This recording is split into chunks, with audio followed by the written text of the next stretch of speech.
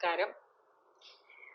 ഞാനിപ്പോൾ കൂടുതൽ കോൺസെൻട്രേറ്റ് ചെയ്യുന്ന അല്ലെങ്കിൽ കൂടുതൽ ശ്രദ്ധിക്കുന്നത് ഒരു എബോവ് 40 എബോവ് 50 ഇയേഴ്സ് ആയിട്ടുള്ളവർക്കുള്ള കാര്യങ്ങൾ എന്തൊക്കെയാണ്, ദൈനംദിന ജീവിതത്തിൽ ദൈനംദിന ഭക്ഷണത്തിൽ എന്തൊക്കെ ശ്രദ്ധിക്കാം, എത്രത്തോളം അവരുടെ ലൈഫ് സ്റ്റൈല് എങ്ങനെ മോഡിഫൈ ചെയ്യണം, ഇതിലൊക്കെയാണ് കൂടുതൽ ശ്രദ്ധിക്കുന്നത്. എന്താന്ന് വെച്ചാൽ എൻ്റെ വ്യൂവേഴ്സ് കൂടുതലും 40-50 വയസ്സിന് മുകളിലുള്ളവരായിരിക്കും എന്നുള്ള ആ ഒരു വ്യൂ പോയിന്റിലും കൂടെയാണ് ഞാൻ ചെയ്യുന്നത്. അവര് വളരെ ശ്രദ്ധയോടുകൂടി എന്റെ കമന്റ് ബോക്സിൽ നമുക്കറിയാം കാര്യങ്ങളൊക്കെ കൂടുതലായിട്ട് അതിൽ ശ്രദ്ധിച്ച് എന്നെ വാച്ച് ചെയ്യുന്നവര്. അപ്പൊ അതുകൊണ്ട് തന്നെ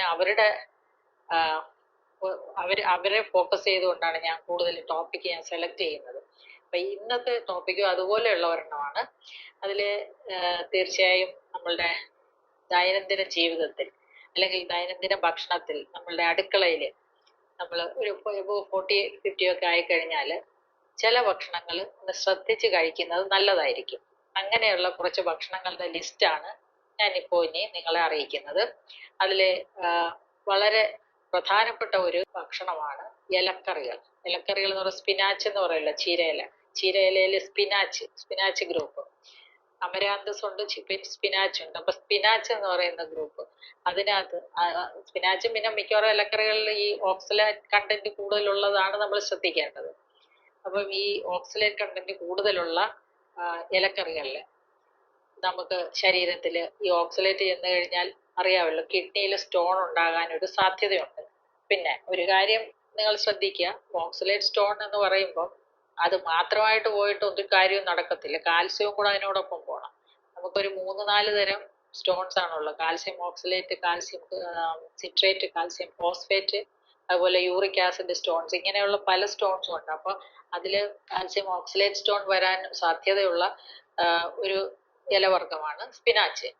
പിന്നെ വളരെ പ്രധാനപ്പെട്ട കാര്യം എന്ന് പറഞ്ഞാൽ പവർ ഹൗസ് ഓഫ് ന്യൂട്രിയൻസ് ആണ് ഇത്. Vitamin A, C, E, K എന്നൊക്കെ പറഞ്ഞിട്ട് വളരെയധികം വൈറ്റമിൻസ് ഉണ്ട്. വൈറ്റമിൻ കെ ഉണ്ട്, അത് ക്ലോട്ട് ചെയ്യാൻ സഹായിക്കുന്ന വൈറ്റമിൻ ആണ് ഈ വൈറ്റമിൻ കെ.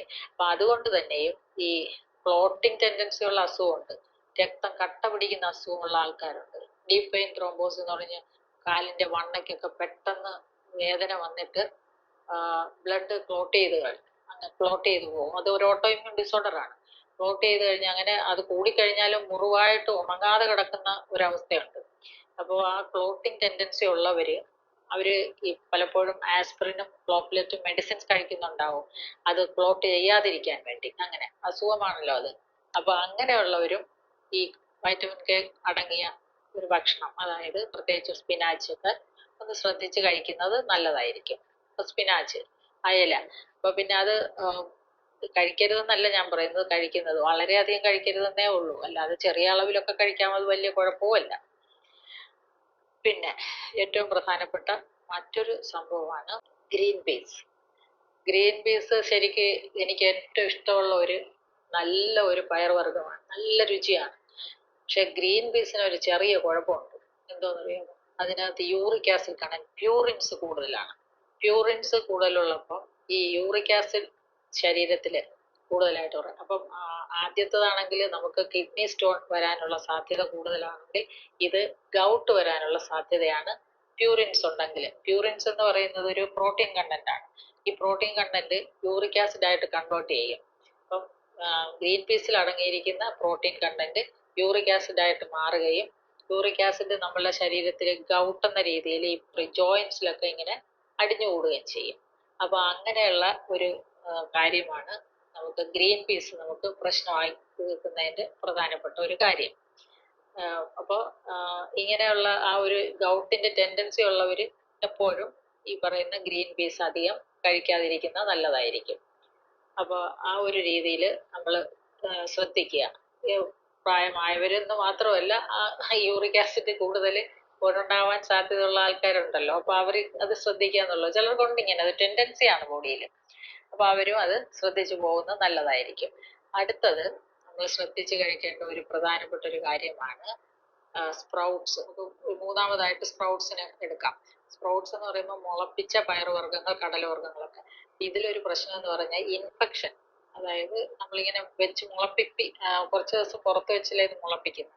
അപ്പൊ കുറച്ച് അണുബാധ ഉണ്ടാവാൻ സാധ്യതയുണ്ട്. അതുകൊണ്ട് തന്നെ ഇത് നന്നായിട്ട് വാഷ് ചെയ്യുകയും നന്നായിട്ട് കുക്ക് ചെയ്ത് തന്നെ കഴിക്കുന്നതാണ് നല്ലത്, പച്ചയ്ക്ക് കഴിക്കാതെ. പലപ്പോഴും സ്പ്രൗട്ട്സ് ഒക്കെ എല്ലാവരും പച്ചയ്ക്ക് സാലഡ്സ് ചേർത്ത് കഴിക്കുന്ന ഒരു പ്രവണതയുണ്ട്. അപ്പൊ അത് വേവിച്ച് തന്നെ കഴിക്കാൻ നോക്കുക. അപ്പം ഈ ഇൻഫെക്ഷൻ നമുക്ക് കൺട്രോൾ ചെയ്യാൻ പറ്റും. അടുത്തത് കോണാണ്. കോൺ അറിയാമല്ലോ. കോൺ എന്ന് പറയുമ്പോൾ രണ്ട് തരത്തിലുണ്ട്. ഒരു ജനറ്റിക്കലി മോഡിഫൈഡ് കോണിഫയർ എന്നുണ്ട്, വലിയ കോണാണ്, വലുതായിട്ട് വലിയ വീർത്ത് വീതിയിലിരിക്കും. അത് ഒരുമിച്ച് എന്താ പറയാ, ഒരു കോമ്പിനേഷനിൽ തന്നെ വെക്കുന്നുണ്ട് ഇവരിങ്ങനെ. രണ്ട് കോൺ ഒരുമിച്ചാണ് ഇങ്ങനെ റാപ്പ് ചെയ്ത് വെക്കുന്നത്. അപ്പൊ അത് ശരിക്കും ജനറ്റിക്കലി മോഡിഫൈഡ് ആണ്. അത് അത്ര നല്ലതായിട്ടുള്ള ഒരു കോണല്ല. അത് ശരീരത്തിനകത്ത് ചെന്ന് കഴിഞ്ഞാൽ പ്രത്യേകിച്ചും തൈറോയിഡ് പേഷ്യൻസിന് അത് എതിരായിട്ട് പ്രവർത്തിക്കും. പിന്നെ നമുക്ക് കഴിക്കാൻ പറ്റുന്ന ഈ ചെറിയ നാടൻ കോണുണ്ട്. നാടൻ കോൺ അത് ഞാൻ പലപ്പോഴും മറ്റൊരു വീഡിയോയിൽ പറഞ്ഞിട്ടുണ്ട്, നാടൻ കോണിന്റെ ഉപയോഗത്തെ കുറിച്ച്. അപ്പൊ ഈ നാടൻ കോൺ ആണെങ്കിൽ അതും നമ്മൾ പ്രായമായി കഴിഞ്ഞാൽ നാടൻ കോൺ ആവട്ടെ ഈ ജനറ്റിക്കലി മോഡിഫൈഡ് ആവട്ടെ സൂക്ഷിച്ച് ഉപയോഗിക്കുക. ഇപ്പോൾ സാലഡ്സിലൊക്കെ ചിലപ്പോൾ നമ്മൾ കോൺ ഇട്ട് കഴിക്കും. അപ്പൊ അത് കാരണം ഇത് രണ്ട് തരത്തിൽ, ഒന്ന് തൈറോയിഡ് പേഷ്യൻസിന് എതിരായിട്ട് അത് ശരീരത്തിൽ തൈറോക്സിൻ ഹോർമോൺ ഉണ്ടാവാനുള്ള ഒരു ടെൻഡൻസി ഇത് കുറയ്ക്കും. കൂടാതെ ഇതിനൊരു കോട്ടിംഗ് ഉണ്ട്, കോണിന് പുറത്തൊരു കോട്ടിംഗ് ഉണ്ട്. അപ്പോൾ അമിതമായിട്ട് കഴിച്ചാൽ ദഹന പ്രശ്നങ്ങൾ വളരെ കൂടുതലായിട്ട് നമ്മുടെ വയറിനകത്ത് ഉണ്ടാക്കാൻ കാരണമാകും. പിന്നെ ഒന്ന് അത് പൊട്ടറ്റോസ് ആണ്, ഉരുളക്കിഴങ്ങ് വർഗ്ഗം. സ്വീറ്റ് പൊട്ടറ്റോസ് നല്ലതാണ് എങ്കിൽ ഈ മറ്റേ പൊട്ടറ്റോസ് ഉണ്ടല്ലോ, സാധാരണ ഉരുളക്കിഴങ്ങ്, അതൊരു വില്ലൻ തന്നെയാണ്. 50 വയസ്സിന് മുകളിലുള്ളവർക്ക് ഗ്ലൈസെമിക് ഇൻഡെക്സ് കുറഞ്ഞ ഭക്ഷണം തന്നെയാണ് വേണ്ടത്. അപ്പം അതിന് സ്വീറ്റ് പൊട്ടറ്റോസ് നമുക്ക് തിരഞ്ഞെടുക്കാം. അതായത് മധുരക്കിഴങ്ങ് എടുക്കാം. ഈ പറയുന്ന ഉരുളക്കിഴങ്ങ് ഒഴിവാക്കുന്നതെല്ലാം കൊണ്ട് നല്ല ഒരു പരിധി വരെ. കാരണം ഇത് ഒരു 100 ഗ്രാമിനകത്ത് 370 കലോറിയാണുള്ളത്. സ്വീറ്റ് പൊട്ടറ്റോസിൽ വെറും 86 കലോറിയേ ഉള്ളൂ. അതോടൊപ്പം ഇത് ഒരു ലോ ഗ്ലൈസമി എന്ന് പറയുന്ന ഒത്തിരി പോഷകങ്ങളും നാരുകളും ധാരാളം ഉള്ളതാണ് സ്വീറ്റ് പൊട്ടറ്റോസ്. എന്നാൽ മറ്റേ ഉരുളക്കിഴങ്ങ് ഫുള്ളായിട്ട് പോഷകങ്ങൾ ഇഷ്ടം പോലെ ഉണ്ട്, ഇല്ലെന്ന് ഞാൻ പറയുന്നില്ല. പക്ഷെ കലോറിഫിക് വാല്യൂല് വളരെ കൂടുതലാണ്. അതുകൊണ്ട് അതൊന്ന് കുറയ്ക്കുന്നത് നല്ലതായിരിക്കും ഈ 50 വയസ്സിന് മുകളിൽ പ്രായമുള്ളവർ എന്നാണ് എനിക്ക് പറയാനുള്ളത്. ഹൈ ഗ്ലൈസമിക് ഇൻഡെക്സ് ഫുഡിന്റെ കാറ്റഗറി ആവുമ്പോൾ തന്നെ തീർച്ചയായും ഇൻസുലിൻ റെസിസ്റ്റൻസ് ഉണ്ടാവുകയും അത് ക്രമേണ ഇത് അമിതമായിട്ട് കഴിക്കുന്നത് ക്രമേണ പ്രമേഹം, അമിതവണ്ണം, ഫാറ്റി ലിവർ അങ്ങനെയുള്ള എല്ലാ ജീവിതശൈലി രോഗങ്ങളും വരാൻ വളരെ എളുപ്പമായിരിക്കും എന്നുള്ള കാര്യത്തിലും യാതൊരു സംശയവുമില്ല. അതുകൊണ്ട് പൊട്ടറ്റോസും ഒന്ന് സൂക്ഷിച്ച് കഴിക്കുന്നത് എല്ലാം കൊണ്ടും നല്ലതായിരിക്കും. അപ്പൊ നമ്മൾ എന്തൊക്കെയാണ് പറഞ്ഞു തന്നത്? പൊട്ടറ്റോസ് ഉണ്ട്, അതുപോലെ ഗ്രീൻ പീസ് വരുന്നുണ്ട്, കോണുണ്ട്, അതോടൊപ്പം ഏറ്റവും പ്രധാനമാണ് ആദ്യത്തെ നമ്മൾ പറഞ്ഞ സ്പ്രൗട്ട്സ് ഉണ്ട്. അതുപോലെ തന്നെ ശ്രദ്ധിക്കേണ്ട ഒരു കാര്യം തന്നെയാണ് ഇവയെല്ലാം. അപ്പോൾ എന്ന് പറഞ്ഞിട്ട് ഇതൊന്നും കഴിക്കരുതെന്നല്ല പറയുന്നത്, കഴിക്കാം. പക്ഷെ സ്ഥിരമായിട്ടുള്ള ഒരു ഉപയോഗം വളരെ പ്രധാനപ്പെട്ട ഒരു കുഴപ്പമായി മാറും. സ്പിനാച്ച്, സ്പ്രൗട്ട്സ് ഇതെല്ലാം ഓക്കെ. അപ്പൊ നമ്മൾ ഇത് കഴിഞ്ഞിട്ട് നമ്മൾ ഏറ്റവും ശ്രദ്ധിക്കേണ്ട മറ്റൊരു കാര്യമാണ് നമ്മൾ റൈസ്. ഇപ്പം പൊട്ടറ്റോ പറഞ്ഞല്ലോ, അതിനേക്കാളും കുഴപ്പക്കാരനാണ് അരിയാഹാരങ്ങളും ഒരു പരിധി വരെ. ഈ 50 വയസ്സ് കഴിഞ്ഞാൽ ഇത് അരിയാഹാരം എന്നല്ല, കാർബോഹൈഡ്രേറ്റിന്റെ അളവ്. കാർബോഹൈഡ്രേറ്റ് എന്ന് പറയുമ്പോൾ അരി വരും, ഗോതമ്പ് വരും, ചോളം വരും, അതുപോലെ ബാർലി വരും, പിന്നെ റാഗി വരും, മില്ലറ്റ്സ് വരും. ഇതെല്ലാം കാർബോഹൈഡ്രേറ്റ് കണ്ടന്റ് ആണ് കൂടുതൽ. അപ്പം ഇങ്ങനെയുള്ള ഹൈ ഗ്ലൈസമിക് ഇൻഡെക്സ് ഫുഡാണ് ഇതെല്ലാം. ഇവയെല്ലാം തന്നെയും നമുക്ക് നല്ല ഒരളവിൽ കുറച്ച് തന്നെ കഴിക്കുക, അത് അളവ് കുറയ്ക്കുക എന്നുള്ളതാണ്. അതിന് പകരം നല്ല പ്രോട്ടീനും നല്ല ഫാറ്റും അതുപോലെ നന്നായിട്ടുള്ള വൈറ്റമിൻസും മിനറൽസും പോളിഫിനോൾസും ഫ്ലേവനോയിഡ്സും ഫൈബറും ഒക്കെ ധാരാളം വെള്ളവും അടങ്ങിയ ഒരു ഭക്ഷണമായിരിക്കണം നിങ്ങൾ ശ്രദ്ധിക്കേണ്ടത് കഴിക്കാൻ. എന്ന് ഞാനിത് പറയുന്നതാണ്. എൻ്റെ ഹെൽത്ത് കെയർ ഡയറ്റ് പ്ലാൻ ഇതിനകത്ത് കിടപ്പുണ്ട്. ഇന്റർമിറ്റന്റ് ഫാസ്റ്റിംഗ്, അതിന്റെ ഒരു 1 meal a day, എത്രയോ വീഡിയോസ് ഉണ്ട് ഇതുമായിട്ട് ബന്ധപ്പെട്ട്. ഈ ലോ ഗ്ലൈസമിക് ഇൻഡെക്സ് ഫുഡ് ഇത് തന്നെയാണ് പ്രമേഹം, ഫാറ്റി ലിവർ, അമിതവണ്ണം, ഇതിനൊക്കെ കിടക്കുന്ന ഭക്ഷണങ്ങൾ ഒരു പ്രിവെന്റീവ് ഡയറ്റ് പ്ലാൻ തന്നെയാണ്. നിങ്ങൾ ഇത് നോക്കി അസുഖങ്ങളൊന്നും ഇല്ലാത്തവർ പോലും ഒരു 50 വയസ്സിന് മുകളിലുള്ളവർ ഇങ്ങനത്തെ എൻ്റെ വീഡിയോസ് കണ്ടു കഴിഞ്ഞാൽ തീർച്ചയായും നിങ്ങൾക്ക് you can lead an absolutely happy and energetic and healthy life എന്നുള്ളതിന് യാതൊരു സംശയവുമില്ല. അപ്പൊ അങ്ങനെ ഇപ്പൊ തന്നെ എന്റെ ഭക്ഷണം തന്നെ ഞാൻ രാവിലെ ഒന്നും ബ്രേക്ക്ഫാസ്റ്റ് അധികം കഴിക്കത്തില്ല. ഈ മുട്ടയും സ്ക്രാമ്പിൾഡ് മുട്ട എപ്പോഴും ഞാൻ പറയത്തില്ല, ചിയാസീഡ് ഓംലെറ്റും അതിൻ്റെ കൂടുതൽ ബദാമും പഴവും അങ്ങനെയുള്ള കഴിക്കുമ്പോഴത്തേക്ക് എന്ത് എനർജി ലെവലാണെന്നറിയോ. ഒരു 4 മണി 5 മണി ആയാലും വിശപ്പും വരത്തില്ല, നമുക്ക് എനർജിക്ക് ഒരു കുറവുമില്ല, ക്ഷീണവും വരത്തില്ല. നിങ്ങളൊന്ന് ട്രൈ ചെയ്ത് നോക്കൂ. ജസ്റ്റ് ഒരു എന്താ പറയുക, ജസ്റ്റ് ഒരൊറ്റ ട്രൈ, ഒരു ദിവസം ഒരു ട്രയൽ നടത്തി നോക്കൂ. നിങ്ങൾക്ക് അറിയാം, you will feel the difference. അപ്പൊ അങ്ങനെ ഒരു ഭക്ഷണക്രമം, അതായത് ലോ ഗ്ലൈസമിക് ഇൻഡെക്സ് ഫുഡ് തിരഞ്ഞെടുക്കാൻ ശ്രമിക്കുക. ആ ഒരു ഇപ്പൊ ഈ പറഞ്ഞ കാര്യങ്ങൾ ഒന്ന് ശ്രദ്ധിച്ച് ചെയ്യുക എന്ന് മാത്രമേ ഉള്ളൂ. ഇതൊന്നും വലിയൊരു ആനക്കാര്യമായിട്ട് വിചാരിക്കണ്ട. മാഡം ഇതിപ്പോ ഞാൻ മാഡം ഇങ്ങനെ ഇത് പറഞ്ഞാൽ അത് അങ്ങനെ തുടരുത്, അങ്ങനെയൊന്നും അല്ല.